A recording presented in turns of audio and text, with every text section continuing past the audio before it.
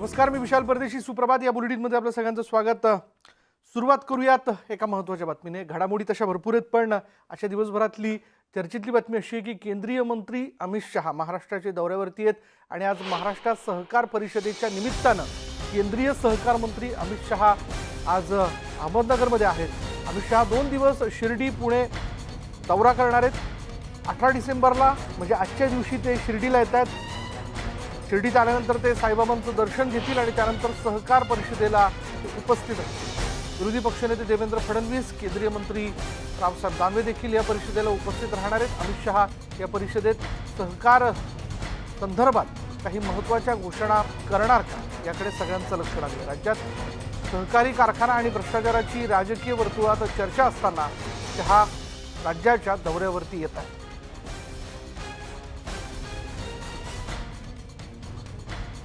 पण शहांचा महाराष्ट्र दौरा जर आपण सकाळी लक्षात घेतला आजचा, तर आज सकाळी 11 वाजता त्यांचं शिर्डीत आगमन होत आहे आणि त्यानंतर बरोबर सकाळी 11:15 ते साई मंदिरात जातील, साईबाबांचं दर्शन घेतील.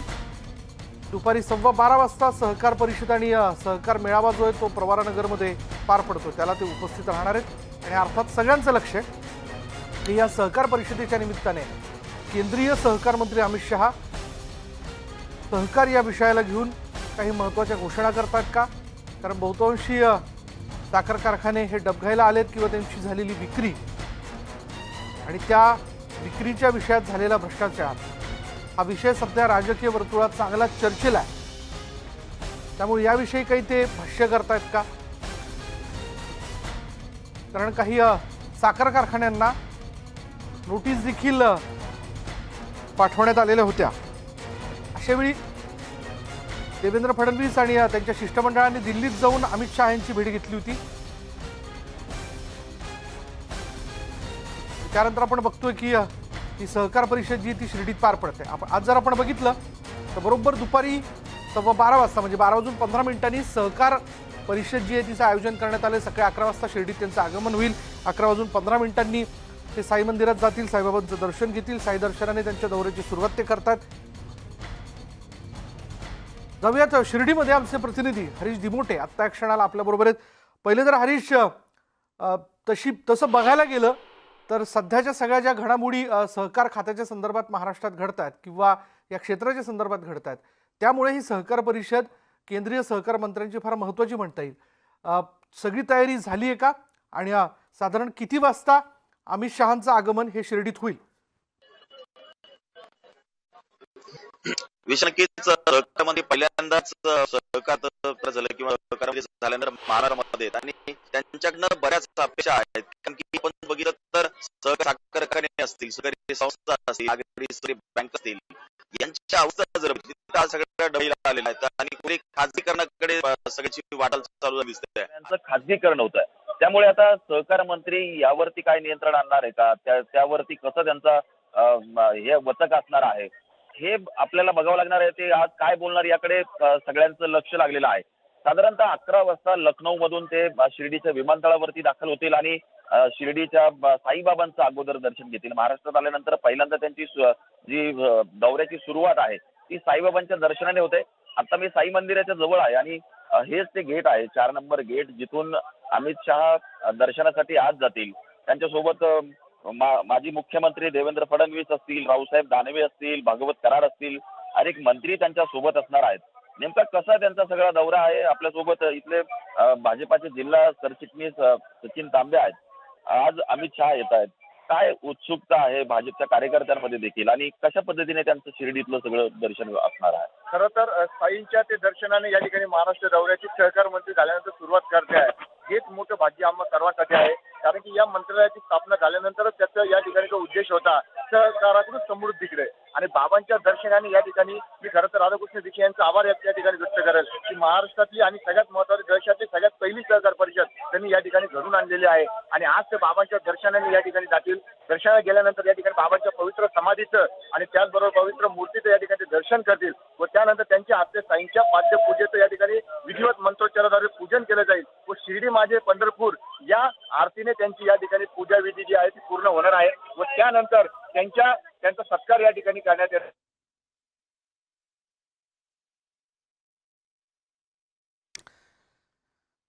तर शिर्डीमधल्या स्थानिकांमध्ये अर्थात याबद्दल आनंद आहे की पहिल्यांदाच अशा प्रकारची एक फार मोठी सहकार परिषद जी आहे ती अहमदनगर जिल्ह्यामध्ये होते आणि याचं सगळं आयोजन जे आहे तिथले आमदार राधाकृष्ण विखे पाटील बघतायत. त्यामुळे बरोबर 11 वाजता अमित शहांचं शिर्डीमध्ये आगमन होईल. 11:15 वाजता साई मंदिरात जाऊन केंद्रीय सहकार मंत्री साईबाबांचं दर्शन घेतील. 12:15 वाजता सहकार परिषदेची सुरुवात होईल. सहकार मेळावा जो इथे पार पडतोय, सध्या डबघाईला आलेले साखर कारखाने, त्यांची झालेली विक्री किंवा त्याचं होणारं खाजगीकरण, या सगळ्या विषयाला घेऊन अमित शहा आज काही घोषणा करतायत का, काही सुतोवाच त्या संदर्भातलं करतात, काय सूचना ते देऊ करतायत का? कारण अर्थात या सगळ्या परिस्थितीत डबघाईला आलेलं सहकार क्षेत्र पुन्हा एकदा त्याला उभारी देण्याकरता म्हणून काही विशेष पॅकेज अपेक्षित आहे. त्याबद्दल अपेक्षा आहे आणि अशावेळी त्याबद्दल अमित शहा काही बोलतायत का हे देखील बघणं फार महत्त्वाचं ठरणार आहे. प्रवरानगर ज्या ठिकाणी ही सहकार परिषद पार पडते हेच ते प्रवरानगर आहे जिथे सहकार चळवळीतला पहिला लोकाभिमुख, लोकांच्या सहकार्याने, लोकांच्या सहभागाने तयार झालेला साखर कारखाना हा विखे पाटील यांनी तिथे उभा केला होता. त्यामुळे प्रवरानगरमध्ये ही सहकार परिषद होणं याला एका अर्थाने वेगळ्या दृष्टिकोनातून देखील बघितलं जात आहे. आणि ज्या ठिकाणी हा कार्यक्रम पार पडणार आहे तिथली दृश्य आपण बघतोय. अर्थात ही दृश्य कालची तयारीची आहेत आणि या सगळ्या तयारीवरती खुद्द आमदार राधाकृष्ण विखे पाटील लक्ष ठेवून आहेत. तेच या सहकार परिषदेचे आयोजक आहेत आणि या सहकार परिषदेच्या निमित्ताने संबंध महाराष्ट्रातील साखर कारखान्यांशी संबंधित संचालक, त्याचबरोबर या क्षेत्रातील जी मंडळी आहेत ती उपस्थित राहतील. व साखर कारखान्यापासून तर दूध संघापर्यंत सगळीच लोक, कारण स्थानिक स्वराज्य संस्थांमध्ये मुळातच ग्रामपंचायतीपासून तर दिल्लीपर्यंत जर मतदार वर्ग हा आपल्या पाठीशी ठेवायचा असेल तर स्थानिक स्वराज्य संस्थांमध्ये साखर कारखाने, पंचायत समिती, ग्रामपंचायत, जिल्हा परिषद, दूध संघ, वेगवेगळ्या बँका या सोबत असणं फार आवश्यक असतं. म्हणजे ज्या पक्षाकडे स्थानिक स्वराज्य संस्थांमधील साखर कारखाने, पंचायत समिती, ग्रामपंचायत, जिल्हा परिषद ज्यांच्या हाती असेल त्यांचा मतदार हा घट्ट असतो किंवा त्यांच्याकडे एका हाकेवरती तो धावून येणारा असतो असं म्हटलं जातं. त्यामुळे सहकार क्षेत्राला एक विशेष महत्त्व आहे. जाऊयात पुन्हा एकदा या सहकार परिषदेच्या निमित्ताने अधिक माहिती घेण्याकरता प्रवरानगरमध्ये आमचे प्रतिनिधी तुषार रुपणवर आपल्यासोबत आहेत. तुषार, साधारण 11 वाजता अमित शहा हे शिर्डीमध्ये पोहोचत आहेत. साई दर्शनाने ते आज त्यांच्या दौऱ्याची सुरुवात करतायत. सगळ्यांचं लक्ष आहे सहकार परिषदेवरती. म्हणजे कसं स्वरूप असणार आहे या सहकार परिषदेचं? विशाल, आपण जर पाहिलं असेल तर देशातली पहिली सहकार परिषद प्रवरानगरमध्ये होत आहे. कारण की आशिया खंडातला पहिला सहकारी तत्वावर सुरू होणारा कारखाना हा प्रवरानगरमध्ये या ठिकाणी सुरू करण्यात आला होता. आज या कार्यक्रमाला सुरुवात होत आहे. पहिल्यांदाच अमित शहानी सहकार मंत्रीपदाची शपथ घेतल्यानंतर आपल्याला ते प्रवरामध्ये आज पोहोचत आहेत. सकाळी 11 वाजता या कार्यक्रमाला सुरुवात होणार आहे. मात्र तत्पूर्वी राधाकृष्ण विखे पाटील आपल्याला त्यांचं जे ग्रामदैवत आहे म्हसोबा या ठिकाणी आपल्याला दुग्धाभिषेक सहपत्नी करताना पाहायला मिळतात. ही आपण दृश्य न्यूज 18 लोकमतवर पाहत आहात. त्या ठिकाणी राधाकृष्ण विखे पाटील असतील, त्यांच्या पत्नी असतील, ते ग्रामदैवत आहेत म्हसोबा, त्या ठिकाणी दुग्धाभिषेक सुरू आहे.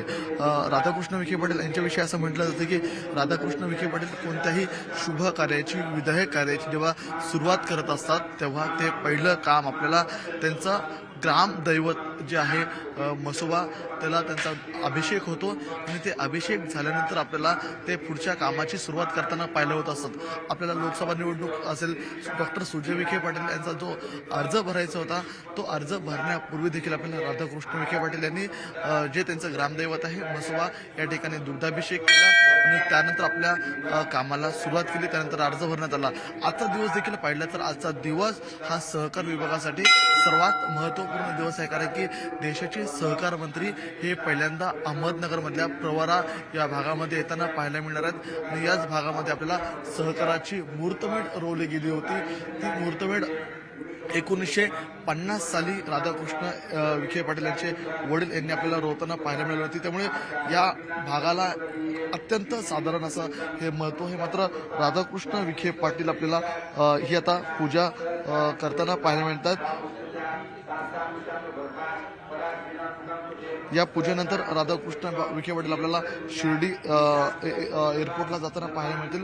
सकाळी 10 वाजता शिर्डी विमानतळावरती विरोधी पक्षनेते देवेंद्र फडणवीस असेल, राधाकृष्ण विखे पाटील असतील, हे सर्व आपल्याला सहकार मंत्री, देशाचे गृहमंत्री अमित शहा यांचं आपल्याला स्वागत करताना पाहायला मिळतील. मात्र आजच्या दिवसाची सुरुवात राधाकृष्ण विखे पाटील आपल्याला प्रामुख्याने या दुग्धाभिषेकाने करताना पाहायला मिळतात. प्रामुख्याने राधाकृष्ण विखे पाटील असतील किंवा विठ्ठलराव विखे पाटील असतील, ज्यांनी खरी या सहकारी कारखान्याची सुरुवात केली होती. आशिया खंडातला हा पहिला सहकारी कारखाना ओळखला जातो. ते देखील आपल्या कुठल्याही विधेयक कामाची सुरुवात करत असताना सुरुवातीला म्हसोबा मंदिरामध्ये येत असत, त्या ठिकाणी दुग्धाभिषेक करत असत आणि त्यानंतर आपल्याला कामाची सुरुवात करताना पाहायला मिळत असेल. आजच्या कार्यक्रमाचा आपण जर शेड्यूल पाहिला असेल तर सकाळी 11 वाजता या कार्यक्रमाला सुरुवात होणार आहे.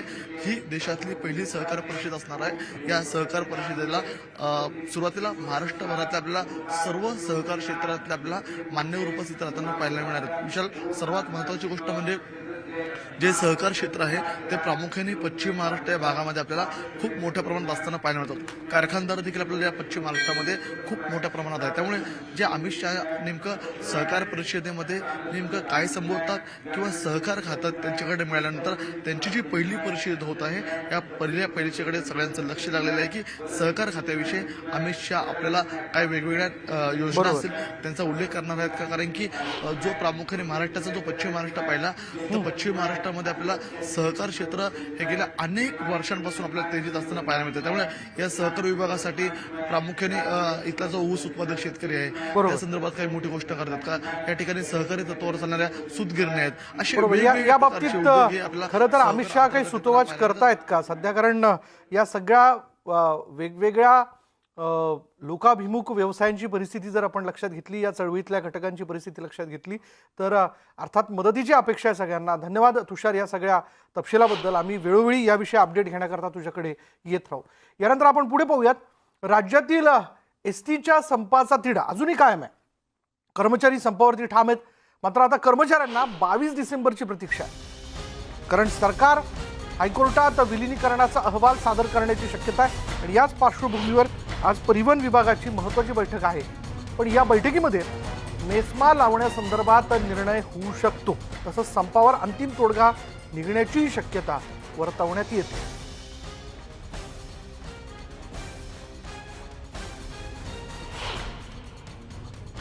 जाऊयात आपण आमचे प्रतिनिधी प्रशांत बाग आपल्या सोबत आहेत थेट आझाद मैदानातनं.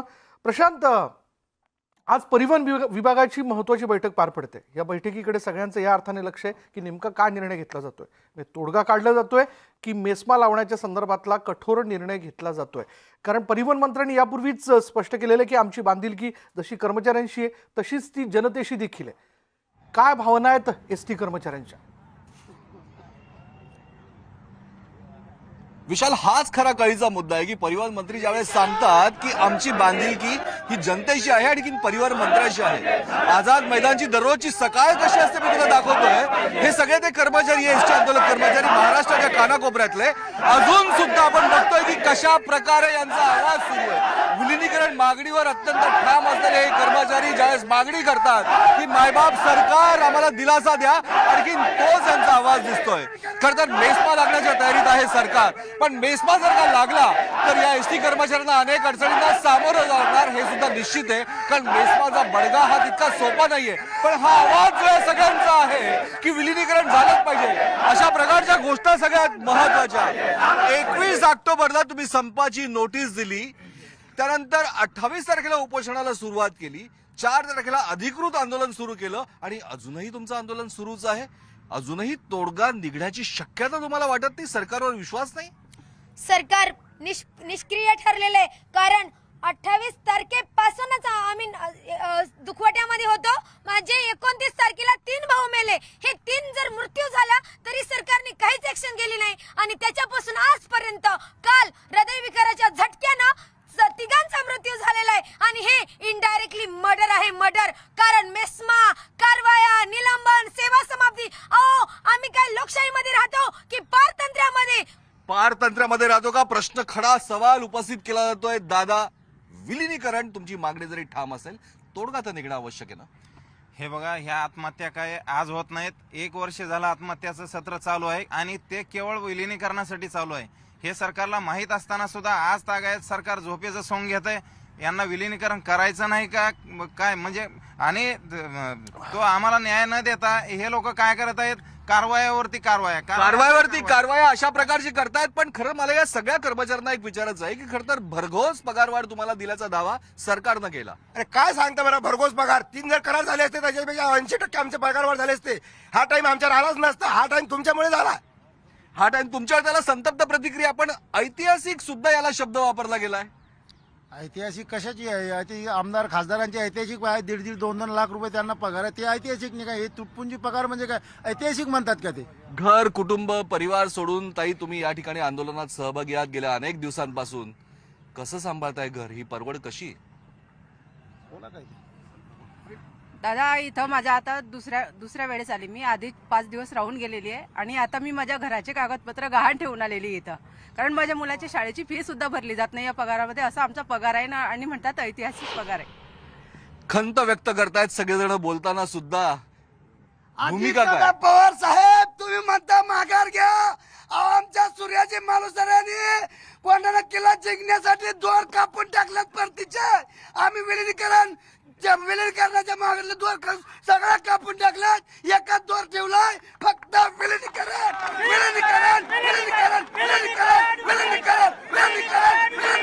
हा प्रचंड क्षोभ दिसतोय सगळ्यांचा. हा प्रचंड आवाज आहे या सगळ्यांचा. हे सगळेजण आपल्या मागणीवर अजूनही ठाम आहे की कोणत्याही परिस्थितीमध्ये जी आमची मागणी आहे त्या मागणीला खरा आधार द्यावा सरकार. तुम्ही अजूनही लक्षात घ्या, मेस्मा जर का लावण्याची भाषा तुम्ही करत असाल तर आम्हाला पोरगं का सोडताय? पण कुठेतरी याचाही तोडगा निघायला हवा. मित्रा, तुम्ही तुमच्या मागणीवर ठाम आहात. मेस्मा लावण्याची तयार सरकार करत आहे, पण त्याचबरोबर जनतेशी बांधिलकी हा जसा सरकारचा मुद्दा आहे तितकी जबाबदारी तुमची सुद्धा आहे. कारण लाल परीची नाळ ही खरं ग्रामीण आणि शहरी भागाला जोडणारी आहे.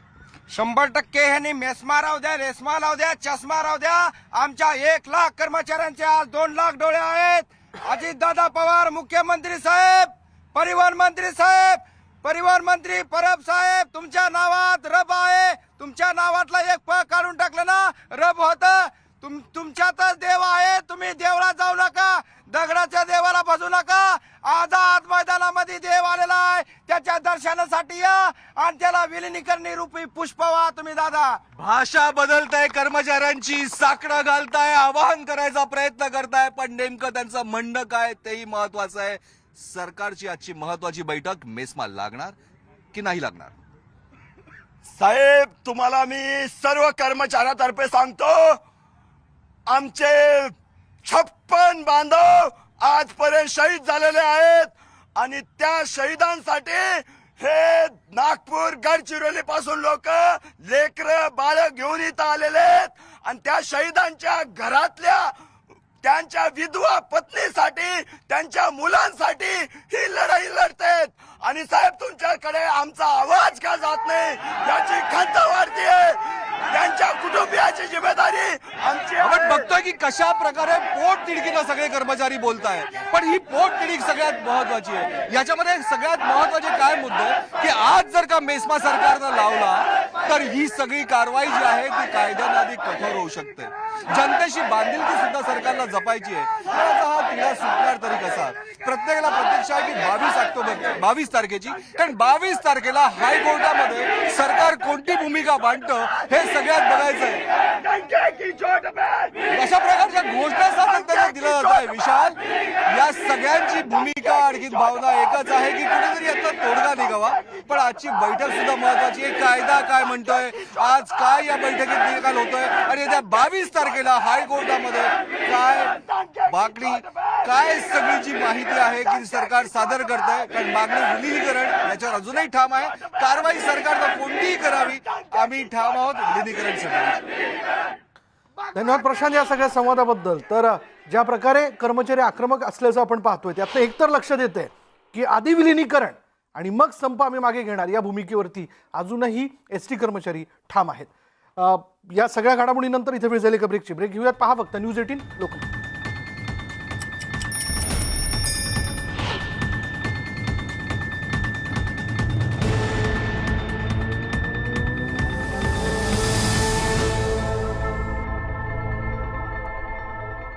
नमस्ते महाराष्ट्रामध्ये ब्रेकनंतर आपण बघूया दौंड तालुक्यातील MPSC या परीक्षेची तयारी करणाऱ्या 25 वर्षीय विद्यार्थ्याने आपल्या राहत्या घरी गळफास घेऊन आत्महत्या केली आहे.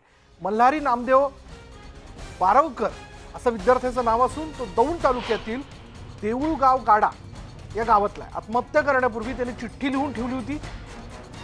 मी तुम्हाला दाखवलेली स्वप्न आता पूर्ण करू शकत नाही आणि तुमचे पडलेले चेहरे मी बघू शकत नाही. आत्महत्येला कोणी जबाबदार नसून अतिविचार, संपलेला आत्मविश्वास, भविष्यातही काही सकारात्मक चित्र दिसत नाही, चांगल्या जगण्याच्या आशा संपलेल्या आहेत, सॉरी असं लिहून त्याने असं पत्र लिहून त्याने ठेवलं आणि नंतर त्याने आत्महत्या केल्याचं कळतं.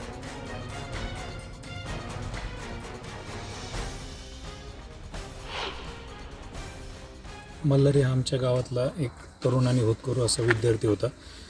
गावामध्ये काहीतरी एक वेगळं घडावं, गाव एक आदर्श व्हावं त्याच्यासाठी त्याचा नेहमी प्रयत्न असायचा.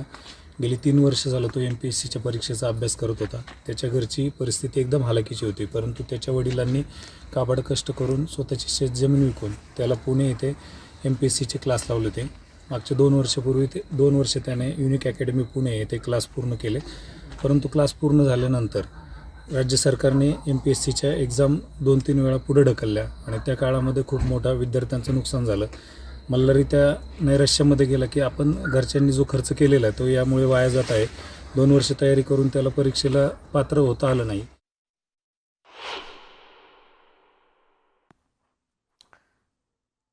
आणि याच विषयी आपण बोलणार आहोत. आमचे प्रतिनिधी सुमित सोनवणे आपल्यासोबत आहे.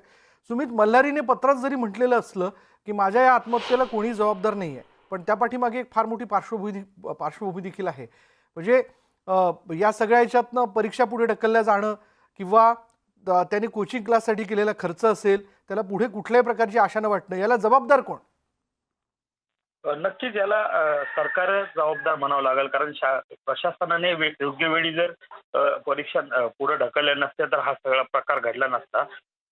दौंड तालुक्यातील ही दुसरी घटना म्हणावी लागेल, कारण स्वप्नील लोणकर नंतर आता ही मल्हारी बारवकर यांनी आत्महत्या केली आहे. त्यामुळे एकंदरीतच MPSCचे करणारे जे विद्यार्थी आहेत त्यांच्या मनामध्ये कुठेतरी नैराश्य निर्माण होतंय.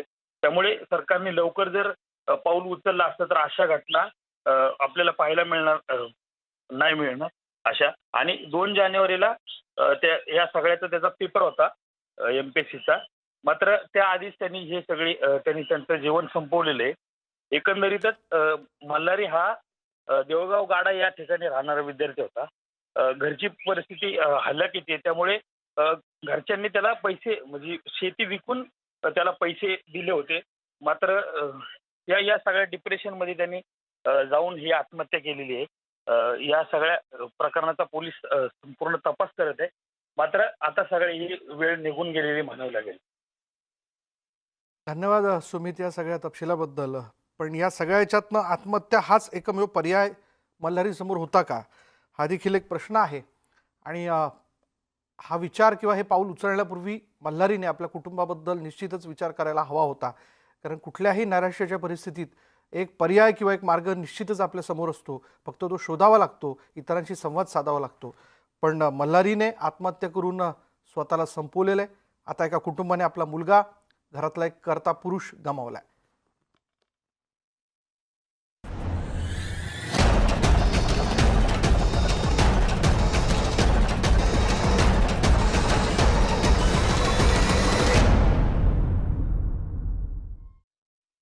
कोरोनाच्या दुष्टचक्रातून अजूनही जगाची सुटका झालेली नाही आहे. त्या उलट नवनव्या व्हेरियंटच्या माध्यमातून कोरोनाचा विळखा आणखीनच घट्ट होत असल्याचं चित्र आहे.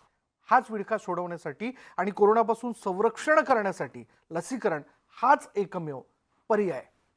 पण अद्यापही लोकांकडून लसीकरणाला हवा तसा प्रतिसाद मिळत नाहीये.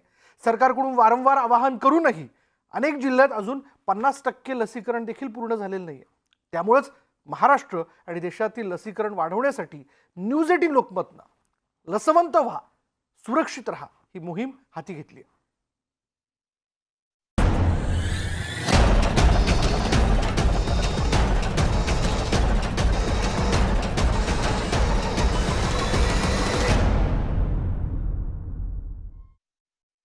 जगभरात लसीकरणाचं महत्त्व पटवून सांगत असतानाच महाराष्ट्रातील अनेक जिल्हे अजूनही लसीकरणात मागे असल्याचं चित्र आहे.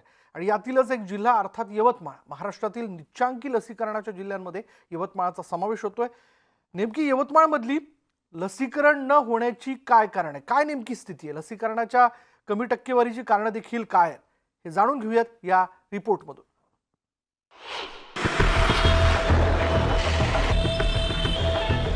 यवतमाळ जिल्हा सध्या कमी लसीकरणामुळे चर्चेत आलाय. एकीकडे अनेक जिल्ह्यात 50 ते 60% जास्त लसीकरण झालं असतानाच यवतमाळ जिल्हा 40% खालीच अडकून पडलाय. त्यामुळे यवतमाळ जिल्ह्यात 19 लाख नागरिकांच्या लसीकरणाचं उद्दिष्ट ठेवण्यात आलं. यापैकी 16,75,000हून अधिक लोकांनी पहिला डोस घेतलाय, तर दुसरा डोस घेणाऱ्यांची संख्या केवळ 8,50,000वर आहे. त्यामुळे जिल्ह्यातील लसीकरणाची टक्केवारी 39%वर खोळंबली आहे. जिल्ह्यात आतापर्यंत 1,788 लोकांनी कोरोनाच्या लाटेत आपला जीव गमावलाय. पण त्यानंतरही काही ठराविक समाजाचे लोक मात्र अजूनही लसीकरणाच्या गैरसमजुतीत अडकून पडल्याचं चित्र आहे. त्यामुळे प्रशासनासमोर अशा लोकांना लसीकरण केंद्राकडे वळवण्याचं आव्हान आहे. आपल्याकडे 4 ब्लॉकमध्ये थोडासा 4 तालुक्यामध्ये लसीकरणाचं प्रमाण काही प्रमाणामध्ये कमी होतं. तिथे काही प्रमाणामध्ये मायग्रेशन झालेलं आहे, स्थलांतरण झालेलं आहे. आणि जे उर्वरित लोक आहेत त्यामध्ये काही गैरसमज असतील तर त्याकरिता जनजागृती करतोय. त्यानंतर जे सध्या परिस्थितीमध्ये आपण ओमिक्रॉनचा जर धोका पाहिला तर लसीकरण घेतल्यानंतर संरक्षण मिळतं, ही सुद्धा त्यांना आपण जाणीव करून देतो. यवतमाळ जिल्ह्यात आदिवासी आणि बंजारा समाजाची लोकसंख्या मोठ्या प्रमाणात आहे. त्यातच अनेक प्रकारच्या अफवा आणि गैरसमजुतींमुळे जिल्ह्यातील लसीकरण वाढत नसल्याचे दिसतंय. आदिवासी बहुल भागात लसीकरणाबाबतचे गैरसमज पसरले. काही विशिष्ट समाज आणि समूहांकडून लसीकरणासाठी स्पष्ट नकार देण्यात आला. कामानिमित्त परराज्यात होणारं स्थलांतरही लसीकरण घटण्याचं एक कारण आहे. अफवांमुळे लोकांमध्ये लसीकरणाबाबत भीती पसरली. लसीकरणाच्या बाबत भीती अशी होती लोकांच्या मनात की ही लस घेतल्यानंतर सहसा ताप येते, ताप आल्यानंतर तो वाढतो, तो कंट्रोलमध्ये होत नाही, लोकांना मृत्यू पण येऊ शकते. आणि अशा काही गोष्टी होते की जे सोशल मीडियाद्वारे प्रसारित करण्यात आल्या. ताप येते, हे येते, ते येते, आम्हाला जावं लागते कामाला, म्हणून आम्हाला थोडीशी भीती वाटते. आम्ही बिमार पडलो तर आमचं कसं बा, म्हणून आम्ही इंजेक्शन घेतलं नाही. आता आम्ही घेतो. यवतमाळ जिल्ह्यातील 2 विधानसभा मतदारसंघ आदिवासी राखीव आहेत. त्यामुळे लोकांच्या लसीकरणासाठी प्रतिनिधींनीही पुढाकार घेणं गरजेचं आहे. ओमिक्रॉनची जी दहशत तुम्हाला माहीत आहे, त्याच्या पसरण्यापूर्वी आपण जास्तीत जास्त लसवंत व्हावे अशी जाहीर विनंती यवतमाळवासियांना आणि त्यातही पर्टिक्युलरली जे आदिवासी भागात राहतात आणि स्लम एरियात राहतात त्यांना माझी विनंती राहील की त्यांनी लसवंत लवकरात लवकर व्हावं. लसीकरणाचे कमी झालेले प्रमाण खऱ्या अर्थानं जिल्हा प्रशासनाची डोकेदुखी आहे. त्यामुळे आता लसीकरणासाठी व्यापक उपाययोजना करणं गरजेचं आहे. जिल्ह्याच्या ग्रामीण भागात जनजागृती करणं गरजेचं आहे. भाषेचा अडसर दूर करण्यासाठी बोली भाषेतून प्रबोधन व्हावं. लसीकरण वाढीसाठी कठोर पावलं उचलली जावी. विना लसवाल्यांना शासकीय योजनेच्या लाभापासून दूर ठेवलं जाऊ शकतं. लोक लसीकरण केंद्रावर येत नसल्यानं आता प्रशासनानं घरोघरी जाऊन लसीकरण सुरू केलंय. तसंच ग्रामीण भागातील लोकांसाठी त्यांच्या स्थानिक भाषेतून लसीकरणासाठी प्रोत्साहित केलं जातंय. जे काय आपण लोकांमध्ये जनजागृती करण्यासाठी काही छोट्या छोट्या व्हिडिओ क्लिप लोकांना समजेल त्यांच्या भाषेमध्ये ऑडिओ क्लिप करत आहोत आणि लोकांना आवाहन करत आहोत. माझं सर्व नागरिकांना नम्र आवाहन आहे की ज्यांचा पहिला डोस राहिलेला आहे किंवा जे दुसऱ्या डोससाठी पात्र झालेले आहेत त्यांनी लवकरात लवकर लसीकरण केंद्रावरती येऊन लसीकरण पूर्ण करून घ्यावं कोरोनाविरोधाची जी लढाई सुरू आहे त्याच्यावरती लसीकरण हा एक उत्तम पर्याय आहे. तर या लढाईसाठी सज्ज होण्यासाठी आणि जिल्ह्याला संरक्षित करण्यासाठी लसीकरणासाठी पुढे यावं.